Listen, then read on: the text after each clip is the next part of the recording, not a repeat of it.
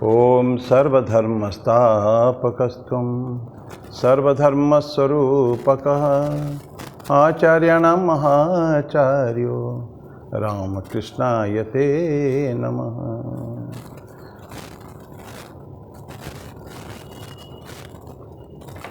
भगवान श्री रामकृष्ण देव, जगज्जननी माँ शारदा जी और स्वामी जी को प्रणाम करता हूँ।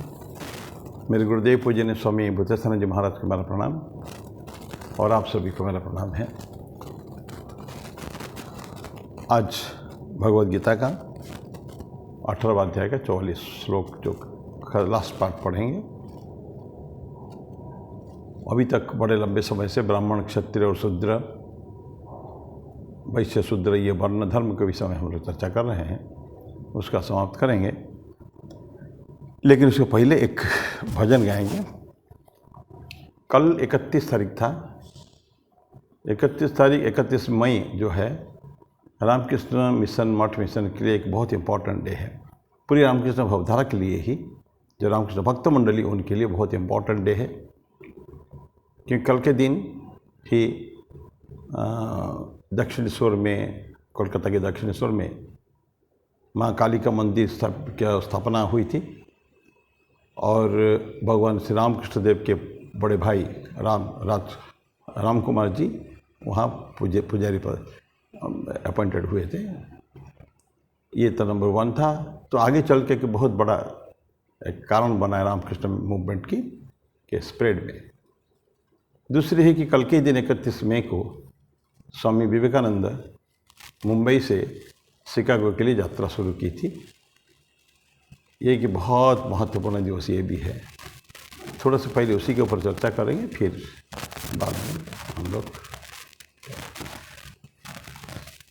मैं एक भजन पहले गाऊंगा स्वामी विवेकानंद का ही।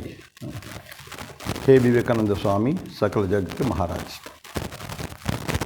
हे विवेकानंद स्वामी, सकल जग के महाराज। हे विवेकानंद स्वामी, सकल जग के महाराज। अवतरे निज धाम तज तुम, साधने जन मुक्ति काज। हे विवेकानंद स्वामी, सकल जग के महाराज। अमित तेज अपार विक्रम, हर रहे तुम घोर भव भ्रम। अमित तेज अपार विक्रम, हर रहे तुम घोर भव भ्रम। भोग तृष्णा को मिटाने, भोग तृष्णा को मिटाने, धरा है सन्यासी साज। हे विवेकानंद स्वामी, सकल जग के महाराज। दान कर संजीवनामृत, सुप्त भारत किया जागृत। दान कर संजीवनामृत, सुप्त भारत किया जागृत।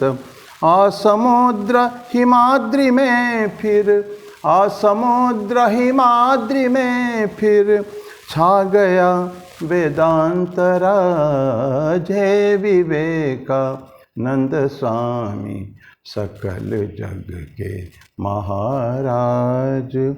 उठो जागो नींद तज अब, अमृत की संतान तुम सब। उठो जागो नींद तज अब, अमृत की संतान तुम सब। सिंह सम तव गर्जना से, सिंह सम तव गर्जना से, जग सकल चैतन्य आज। हे विवेकानंद स्वामी, सकल जग के महाराज। अवतरे निज धाम तज तुम, साधने जन मुक्ति काज। हे विवेकानंद स्वामी, हे विवेकानंद स्वामी, हे विवेकानंद स्वामी।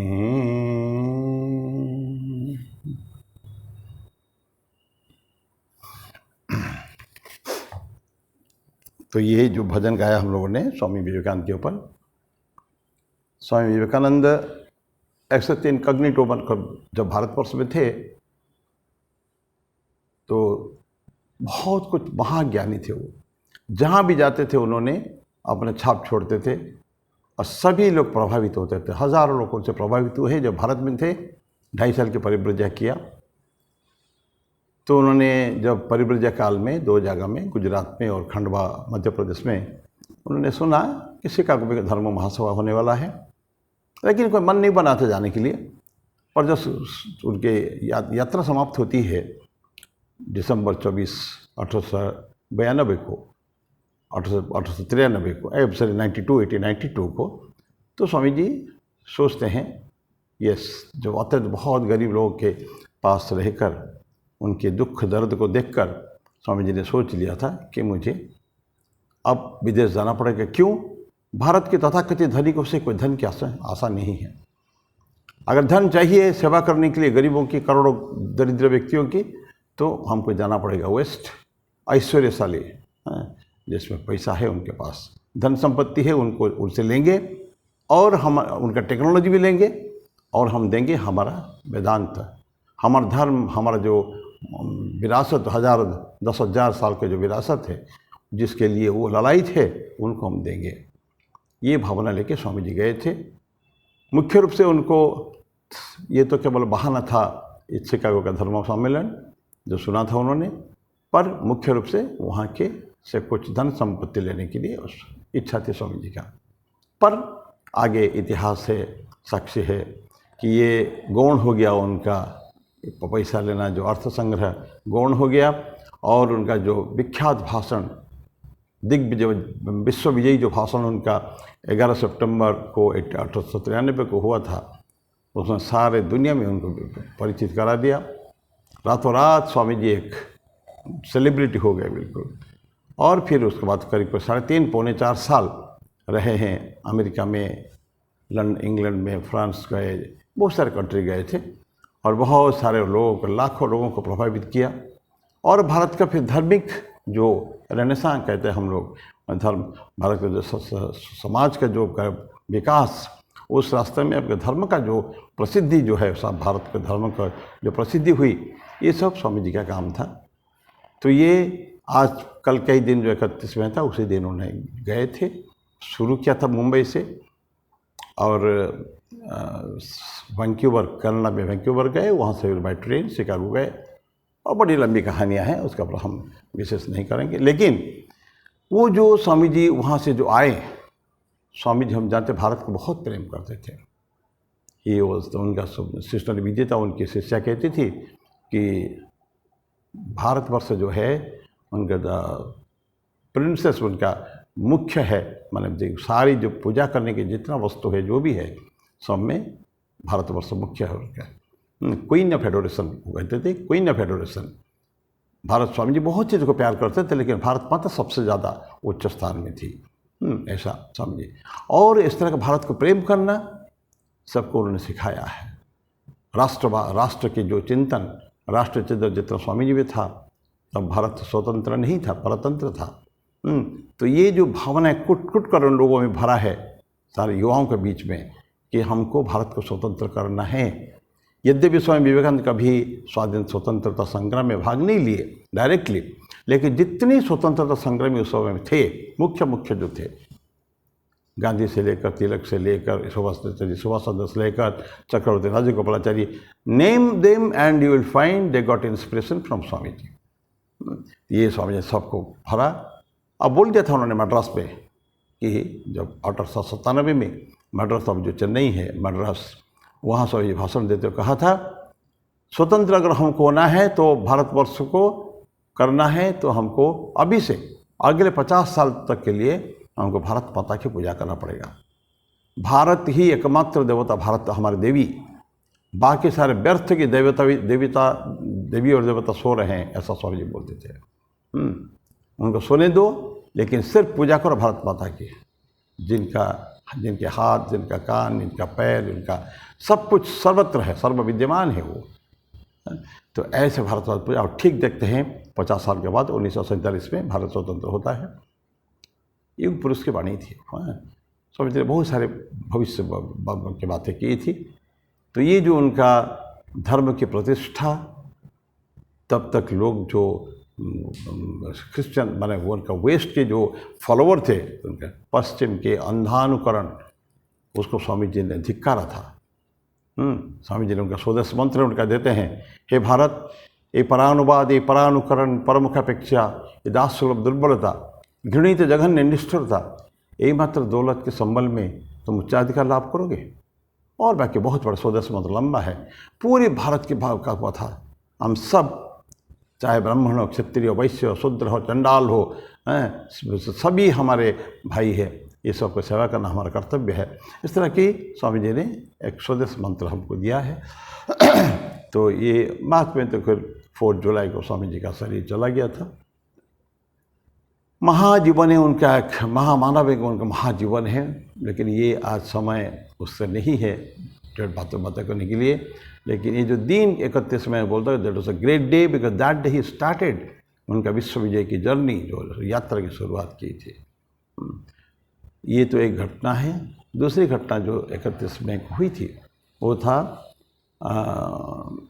दक्षिणेश्वर में, कोलकाता के दक्षिणेश्वर में एक काली मंदिर की स्थापना रानी रासमणी के द्वारा। रानी रासमणी कैवर्त थी, केवट थी। सामाजिक रूप से तत्कालीन सामाजिक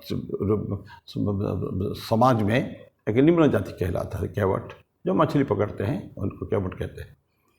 तो लेकिन वो जो विद्यारिणी थी, बहुत बड़े, सो डेयरिंग लेडी, विधवा हो गई थी लेकिन बहुत बड़े डेयरिंग। तो उन्होंने, माँ की उपासक थी, उपासिका थी वो, तो माँ के आदेश से उन्होंने दक्षिणेश्वर में काली मंदिर बनाया, विशाल काली मंदिर, 12 शिवलिंगों के मंदिर, और काली मंदिर के पीछे राधा और कृष्ण, राधा कृष्ण के मंदिर, ये सब बनाए उन्होंने। लेकिन बिकॉज वो कैवर्त कन्या थी, नीच जाति की थी, उनके द्वारा बनाया गया मंदिर में प्राण प्रतिष्ठा करने के लिए कोई ब्राह्मण तो राजी नहीं था।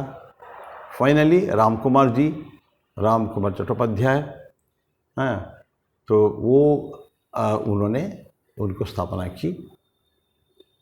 सल्यूशन, एक समाधान उन्होंने निकाला उन्होंने, और खुद ही उन्हें प्राण प्रतिष्ठा की। It was a great celebration. सारा भारत के लोगों को निमंत्रित किया गया था, लाखों लोग उस दिन प्रसाद पाए। लेकिन रामकृष्ण गदाधर जो है उस दिन प्रसाद नहीं पाए, जात पात के अहंकार के थोड़े से था उस समय उनमें, इसके कारण। लेकिन परवर्ती काल में उन्होंने बड़े भाई के राम कुमार जी, जो मंदिर के पुजारी रूप से ज्वाइन किए थे, उनके द्वारा उनको बोल के कि माँ काली का अन्न पवित्र अन्न है, खाना चाहिए, उसको पाना चाहिए। फिर रामकृष्ण की साधना, 1856 में उनके बड़े भाई राम कुमार की मृत्यु हो जाती है 1 साल के अंदर, और रामकृष्ण होते हैं काली मंदिर के पुजारी। एंड उनकी जो उत्कट साधना, जो प्रचंड साधना उनकी है, 30 वर्ष तक सारे धर्म की साधना उन्होंने की है। हिंदुइज्म, उनके शैव, उनके शिव की उपासना, देन विभिन्न भाव से, दास्य भाव से, सख्य भाव से, मधुर भाव से, समस्त साधना उन्होंने, क्रिश्चियन धर्म की साधना, इस्लाम धर्म की साधना, सब करने के बाद उन्होंने देखा कि, और बोला था उन्होंने, जतो मत ततो पथ, जितने मत है उतने पथ है। तो इस तरह की 30 ईयर्स माँ शारदा से विवाह होता है। जब वो 23 वर्ष की है, माँ शारदा 5 वर्ष की थी। ये भी एक ऐतिहासिक घटना है। लेकिन सबसे बड़ी जो बात थी, ठाकुर रामकृष्ण देव समस्त नारी जाति में मातृ भाव देखते थे, सभी उनके लिए डिवाइन मदर थी। इसके लिए अपने पत्नी के साथ कभी उन्हें संग नहीं, स्पर्श नहीं हुआ, अंग स्पर्श। पति पत्नी का जो धर्म उन्होंने कभी नहीं निभाया है। लेकिन एक बहुत बड़ी घटना जो है, उन्होंने एकमात्र इतिहास में है कि अपनी पत्नी की पूजा उन्होंने दुर्गा रूप से, त्रिपुरा सुंदरी षोडशी रूप से उन्होंने पूजा उनकी की थी। वो पिछले ज्येष्ठ अमावस्या के 26 तारीख का दिन था, फलहारिणी काली पूजा के दिन माँ की पूजा। और पूजा के द्वारा उन्होंने छोड़ गए छाप कि अपनी पत्नी को भी देवी रूप में पूजा किया। पूरा सारा रात उन्होंने पूजा की, अपनी सारी साधनाओं का फल सब कुछ उन्होंने दे दिया। अपने जपमाला समेत उनके श्री चरणों में साष्टांग प्रणिपात करके उनके आत्मनिवेदन किया था। देवी रूप में पूजा सारी रात देवी रूप में ही उन्होंने की थी। तो ऐसा ये तो था। उसके बाद फिर उनकी विभिन्न साधनाएं और फिर उनके बाद सब उनके शिष्यों का धीरे धीरे आना और एक बहुत बड़ा संघ रामकृष्ण संघ की उन्होंने गठन की अनौपचारिक रूप में। उनके अंतिम समय में जब कैंसर से पीड़ित थे तब उन्होंने वो रामकृष्ण संघ की अनौपचारिक साधना की थी। उनके भक्तों को 11 भक्तों को रुद्राक्षमाला एवं गेरुआ वस्त्र प्रदान करके मकर संक्रांति के दिन ये हम मानते हैं कि उन्होंने रामकृष्ण संन्यास धर्म की एक संघ की स्थापना की थी। फिर जिसको रामकृष्ण मिशन की स्थापना उनका शरीर जाने की 11 साल बाद 1897 की 1 मई को हुआ था। वो संघ बना था। तो इस तरह की वो तो स्वामी जी ने बनाया था। और जो छोड़ गए रामकृष्ण उनके जो है उनका विरासत जो छोड़ गए हैं, उनका फॉलोअर्स, जो विराट बड़ा संघ उनका है और जो धर्म की स्थापना धर्म स्थापन अवतार वरिष्ठाय सर्वधर्म स्थापक सो है, धर्म के प्रतिष्ठान के स्वामी जी ने मंत्र गाया था। तो इस तरह की रामकृष्ण संघ की स्थापना एवं आज विशाल वटवृक्ष जैसा रामकृष्ण संघ हो चुका है। बहुत सारे ब्रांचेस, सैकड़ों ब्रांचेस उनके हैं सारी दुनिया में। तो ये वही दिन जो 31 मई को मंदिर की स्थापना हुई थी ऐसा माना जाता है, मानते हैं हम लोग, क्योंकि लंबे 1855 से लेकर 1885 तक ठाकुर वही रहे। तो मंदिर की स्थापना ही रामकृष्ण के लिए हुआ था, ऐसा मानेंगे। तो ये 2 घटनाएं अत्यंत संक्षिप्त में मैंने बोला है। अभी हम चलते हैं हमारे गीता में। यद्यपि ये कोई भी प्रत्येक घटना के ऊपर बड़ी बड़ी चर्चा हो सकती थी, लेकिन ये क्योंकि गीता के दिन है, कम से कम थोड़ी सी उस गीता में चर्चा हमको प्रवेश करना पड़ेगा। लास्ट टाइम हम 44 श्लोक में थे, 44वां श्लोक में वर्ण धर्म की बात कर रहे थे, उसको समाप्त करेंगे अभी। वर्ण धर्म हमारे जो सामाजिक सोशल ऑर्डर, जो समाज की व्यवस्था जो है, इसका अंतिम शब्द है। हाईएस्ट सोशल, बहुत एक अत्यंत समृद्ध समाज की हम गठन तब कर सकते हैं जब वर्ण धर्म को हम एक बेसिस बनाएं, उनका मूल भित्ति उनके बनाएं, उसी आधार पर हम बना सकते हैं। सो ये अंतिम बात फिर कहते हैं। और इंडिया, भारत ने इस सिस्टम को अत्यंत पूर्णता के साथ उन्होंने इसको बनाया है, परफेक्शन के लिए उनके जो सिस्टम को बनाया है। और ये क्या करता है, ये जो क्रूएल कंपटीशन पहले था, आपस में कुकुर कुत्ता जैसा लड़ाई जो था, उसको रूट को आघात किया था उन्होंने।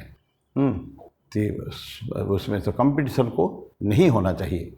वर्ण धर्म में हम ऑलरेडी पढ़ चुके हैं, ब्राह्मण क्षत्रिय वैश्य शूद्र प्रत्येक का स्थान है, अपने अपने इंपॉर्टेंस है, महत्व सभी के, और महान कर्तव्य उनके प्रत्येक में है। सबसे छोटे जाति माने जाने वाले जो शूद्र है, परिचर्यात्मक कर्म जो है, परिचारक, एक लोअर क्लास में लाइक सर्वेंट्स, वर्कर्स, इसी तरह काम करते हैं, उनका भी समाज में बहुत बड़ा स्थान है। प्रत्येक का एक अलग इम्पोर्टेंस है, कोई छोटा कोई बड़ा नहीं है। स्वामी जी कहते थे, स्वामी विवेकानंद कहते थे कोलकाता में, बोले कि ये जो स्कैवेंजर्स जो है, जिसको हम लोग को मेहतर कहते हैं, सफाई कर्मचारी कहते हैं, स्वामी जी बोलते हैं अगर स्कैवेंजर अगर एक दिन के लिए भी कोलकाता में स्ट्राइक कर दें, काम बंद कर दें, तो कलकत्ता के लोग मर जाएंगे, माने महामारी फैल जाएगी वहाँ। क्योंकि उस समय सारे मल को ऊपर उठाने की टीम में लेकर मल को ऊपर सर में उठा करके ये लोग लेके जाते थे। इतना घृणित कर्म जिसको कहते हैं उसको वो लोग करते थे, प्रतिदिन उनका एक वो था पेशा उनके।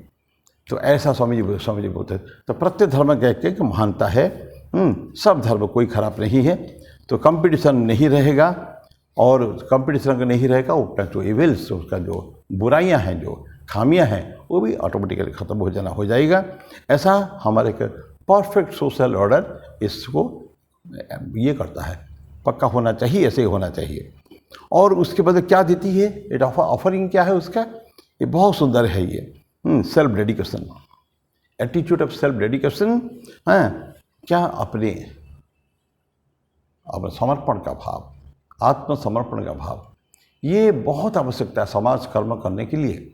और त्याग और सेवा, स्वामी जी बोलते थे कि भारत का द्विविध आदर्श है। त्याग और सेवा, त्याग समर्पण का भाव, डेडिकेशन, आत्मसमर्पण का, समाज के लिए आत्मसमर्पण, ये करना चाहिए। जो सोशल वर्कर्स होते हैं, they give their life what the sannyasis do. संन्यास काय को बनते हैं? संन्यास सम्यक रूपेण न्यास, संन्यास उसको कहते हैं।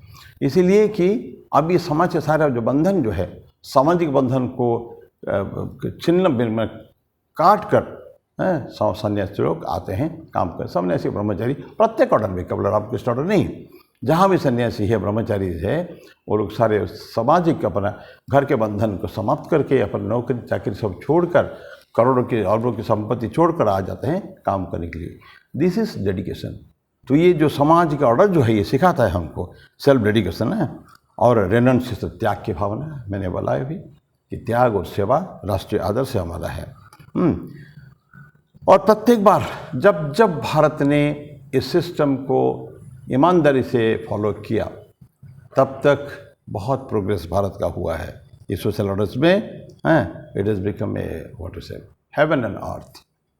ये एक स्वर्ग हो गया था जब भारत ने उसको फॉलो किया। ये जो सिस्टम वर्ण धर्म जो है, इसको ठीक ठीक पालन करना चाहिए। हर सिस्टम जो होता है ना, उसका पालन करने के लिए वन से follow it is got its desired results. तो ये रिजल्ट हमको मिलता है ये सेल्फ डेडिकेशन के द्वारा। जब जब ये बेसिस कुछ पालन किया, तब तक भारत बहुत महान हुआ था। लेकिन जब जब वो डिवीट किया, उससे उस मार्ग से जब चला गया, वो आप माने डाइवर्जन जो हो गया है, दैट मीन्स एग्जैक्ट उसको फॉलो नहीं कर पाया, तो अत्यंत setback, it was setback for India. बहुत बुरी हालत भारत की हुई है। ऐसा कई ऐसे उदाहरण आते हैं जहाँ वर्ण धर्म को हमने पालन नहीं किया, वहाँ वहाँ हम लोगों को घाटा ही बने, तकलीफ तो हुई है, कष्ट हुआ है। और लेटेस्ट है हमारे कास्टिज्म, देख रहे हैं जात पात की जो प्रथा है। भगवान कृष्ण कहते हैं ना, ये 4 वर्ण ब्राह्मण क्षत्रिय वैश्य शूद्र मैंने बनाया था। चातुर्वर्णम मया सृष्टम गुणकर्म विभाग सह। गुण कर्म के आधार पर, गुण और कर्म जन्म से नहीं, जन्म से कोई ब्राह्मण क्षत्रिय वैश्य शूद्र नहीं हो जाता है, ये होता है अपना कर्म के द्वारा।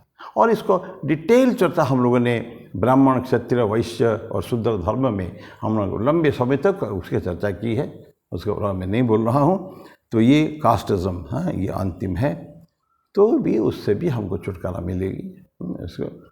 तो इसके साथ हम लोग ये 44वां जो श्लोक बड़े दिन से चल रहा है, उसका हम समाप्त किए हैं अभी 45 में करेंगे।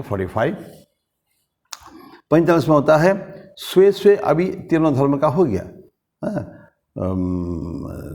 ब्राह्मण का, क्षत्रिय का, वैश्य शूद्र का 41, 42, 43, 44 इसमें हम लोगों ने पढ़ा। अभी 45 में स्वे स्वे कर्मणि अभिरतः संसिद्धिम लभते नरः स्वकर्म निरतः सिद्धिम यथा विन्दति तत्शृणु। उसका हिंदी अनुवाद, अपने अपने स्वाभाविक कर्म में तत्परता से लगा हुआ मनुष्य संसिद्धि को प्राप्त कर लेता है। स्वे स्वे कर्मणि अभिरतः, अपने अपने कर्म में जो रत है, जो बिजी है, जो उसमें एंगेज्ड है, उसमें संसिद्धिम लभते नरः। मनुष्य क्या करता है? सिद्धि को प्राप्त करता है। और स्वकर्म निरतः, और जिस प्रकार सिद्धि को कर्म में लगा हुआ मनुष्य, अपने स्वाभाविक कर्म में लगा हुआ मनुष्य जिस प्रकार सिद्धि को प्राप्त करता है, वो तो सुन। ये भाग आगे बोलेंगे, भगवान कृष्ण बोलेंगे। ये 45वां श्लोक है। स्वे स्वे कर्मणि अभिरतः संसिद्धि लभते नरः स्वकर्म निरत सिद्धिम यथा विन्दति तत्शृणु। ये 45वां श्लोक है। हम लोग के स्वधर्म की बात थोड़ा करें। स्वधर्म तो जिस स्टेशन में माने जगत में जिस स्टेशन तक हमने अपने आप को सेट किया है, से अपने प्रयास द्वारा इंसान अपने आप को ऊपर उठा सकता है। तो बोलते हैं कि जिस स्टेशन में मनुष्य ने अपने आप को पाया, माने लगा दिया है, तो उसका स्वधर्म हो जाता है। एक ब्राह्मण उसका स्वधर्म है, क्षत्रिय उसका स्वधर्म है। क्योंकि लंबे समय से उनके पुरखों से वो काम वो लोग करते आ रहे हैं और उनके परफेक्शन उसमें है। तो ये है स्वधर्म। और जब उसको जो जुबिलेंटली खूब आनंद से उत्साह के साथ हमने अगर उसका पालन करते हैं, ये वो एक अच्छे साधक है। जो साधक इसको jubilantly and efficiently, intelligently, jubilantly and efficiently, अत्यंत परफेक्शन के साथ पूर्ण के तथा सिद्ध ठीक ठीक जिसे पालन किया है, वो है अच्छे साधक। साधक की ग्रेड होते हैं ना, ये अच्छे साधक है। और ये जो हम अर्जुन में देखते हैं, अर्जुन क्या करना चाहता था? अर्जुन क्षत्रिय है। क्षेत्र का कर्म है युद्ध करना। युद्ध से अपने आप को अलग नहीं कर सकता है वो, जिसके सारे भगवान कृष्ण ने सेकंड चैप्टर में उस सांख्य योग में भगवान कृष्ण ने समझाया है। लेकिन फर्स्ट चैप्टर में अर्जुन विषाद योग में अर्जुन ने क्या किया? वो तो क्षत्रिय है, कितने युद्ध को अपने सिंगल हैंडेडली उसने जय किया है, कहीं उनको कोई तकलीफ नहीं। So great hero, great warrior, विश्व का सबसे बड़ा धनुर्धर ऐसा द्रोणाचार्य, गुरु द्रोणाचार्य ने डिक्लेयर किए थे। रंगभूमि जिन दिन हुआ था वो डिक्लेयर किए थे उन्होंने। बाद में कर्ण ने उसको चैलेंज किया था, लेकिन कर्ण क्योंकि सुतपुत्र था, उसको रंगभूमि आने का अलाउड नहीं था। तो जो भी है द्रोणाचार्य ने, और सचमुच अर्जुन था भी महान। लेकिन आज जब भगवद गीता में, महाभारत युद्ध में, फर्स्ट डे में जो शंख बज चुका है सारे, और उसके बाद अर्जुन देखता है कि बड़ी इच्छा मन में होती है कि मुझे थोड़ा सा देखना चाहिए किस किस के साथ युद्ध करना है। हम कल्पना करें, बहुत दिन से, लंबे समय से, बहुत प्रयास के बावजूद भी युद्ध को टाला नहीं जा सका।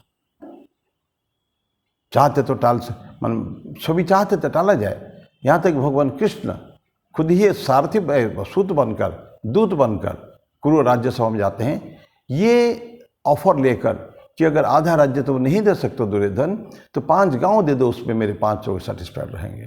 लेकिन दुर्योधन वो भी नहीं दे पाया।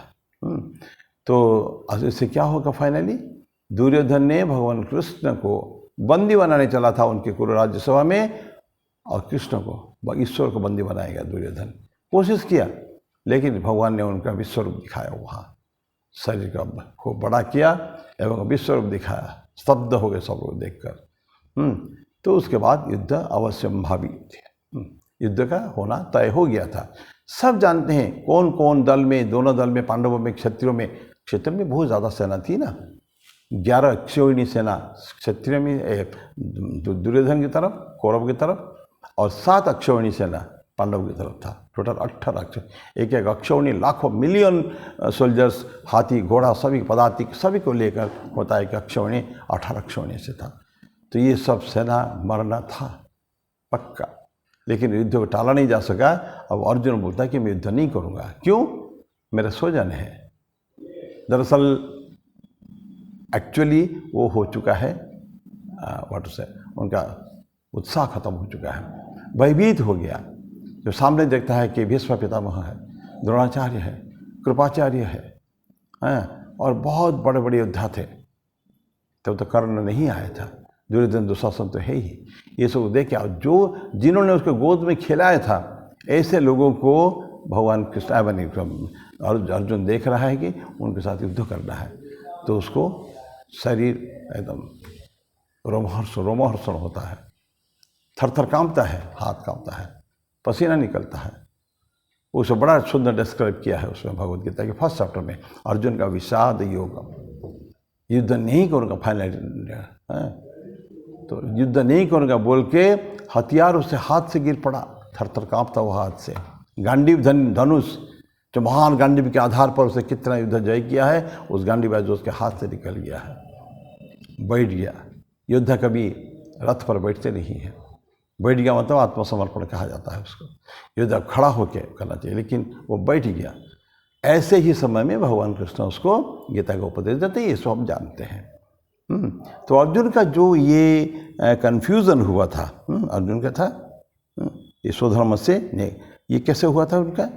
ये एक मैच्योर अंडरस्टैंडिंग नहीं था वो कभी भी उसका। जो थोड़ी देर के लिए अर्जुन को ये कन्फ्यूज़न हुआ था, टेम्पररी डिस्गस्ट जो होता जो था, क्योंकि वो समझ नहीं पाया था उस चीज़ को, ठीक ठीक अंडरस्टैंड नहीं हुआ, मोहित हो गया था, मोह में पड़ गया था उस समय में। तो वो भगवान कृष्ण का फिर गीता का मैसेज सुनाया था, वहाँ सुनाया था। तो मोमेंटरी डिल्यूजन, उनका थोड़ी देर के लिए मोहित हो जाता है ना वो। किसके लिए? सो जाना, मेरे अपने व्यक्ति है, मैं अगर लड़ूंगा लोग मरेंगे तो स्त्रियां विधवा होंगी, कुल धर्मनाश हो जाएगा, ये सब जस्टिफिकेशन जो है वो दे रहा है। लेकिन that was not the right understanding. शत्रु की सोचना नहीं चाहिए कि मुझे युद्ध करने से लोग मरेंगे ही। युद्ध हो रहा है, लाखों लोग, millions of people will die, ये सबको पता था। लेकिन फिर भी अर्जुन को ये जो कन्फ्यूजन होता है, एक क्षणिक ये मोह के आवेश में आकर उसने ऐसा हुआ है।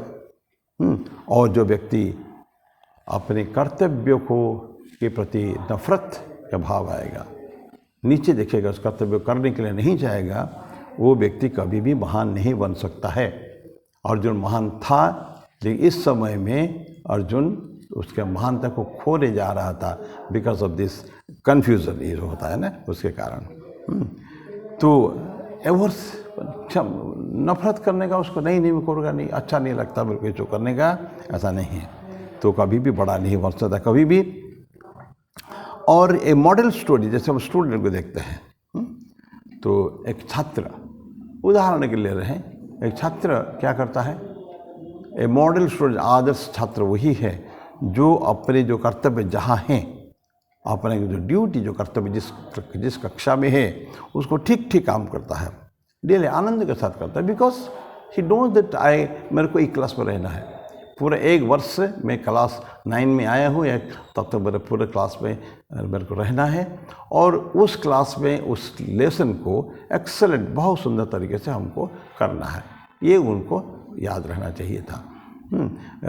रहता है, और उसको धीरे धीरे अपने आप को तैयारी करता है, ताकि नेक्स्ट क्लास में 9 से जो 10th जाएगा, सारे 9th की जो क्रियाएं हैं, जो सारी पढ़ाई लेके ख़त्म करके अच्छी तरह समझ बूझ कर ही वो क्लास 10 में जा सकता है। मैंने अपने आप को जो उन्नत करने का, जो एक क्लास जाएगा, is because of his what to say dedication to the duty, कर्तव्य के प्रति समर्पण का भाव, और तभी जाके उनका आदर्श स्टूडेंट माना जा सकता है। ये एक बेसिस है। तो जिस जहाँ है वो वहीं रहेगा, अगले स्टेप पे एक धीरे धीरे स्टेप चढ़ा जाता है।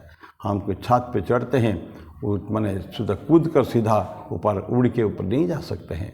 We have to go in steps, 20, 25, 30 steps जो है, एक नीचे की ग्राउंड फ्लोर से फर्स्ट फ्लोर जाने के लिए द्वितीय मंजिल में, तब हमको सीढ़ी चढ़ के जाना पड़ता है। जैसे प्रोसेस स्लो, बहुत फास्ट नहीं है, जो बहुत लंबा, जो बहुत बड़ा कर्म जो है, ये स्टूडेंट का काम है।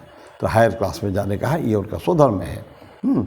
तो स्टेडीली धीरे धीरे एक से दूसरा से तीसरा, यहाँ तक वो जाएगा, वो ये भावना है।